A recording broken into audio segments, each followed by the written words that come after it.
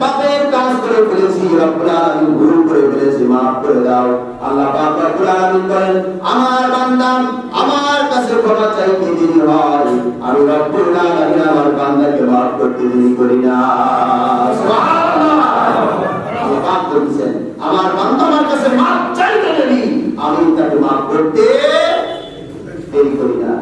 আল্লাহ পাক বলেছেন, আমি তাকে মাফ করতে দেরি না, দেরি করি না।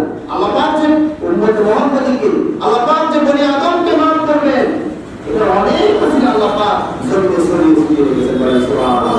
আপনি নামাজ পড়েন, আপনি এই যে প্রচন্ড শীতের মধ্যে ফজরে উঠে আপনি প্রচন্ড শীতে ঠান্ডা পানি দিয়ে ওযু করতেছেন, আপনি তো ঠান্ডা পানি দিয়ে ওযু করতেছেন, এতটুকুই আপনি দেখতেছেন, কিন্তু আপনি যখন হাত ধরতে পারেন, আপনার হাতের গুনাহগুলোকে মাফ করে দেন কে? যখন আপনি মুখ ধরতে পারেন, আপনার মুখের গুনাহ মাফ হয়ে যায়। আপনি যখন আপনার পা ধরতে পারেন, আপনার পা দিয়ে যত গুনাহ করেছেন সব গুনাহগুলোকে মাফ করে দেন কে? আর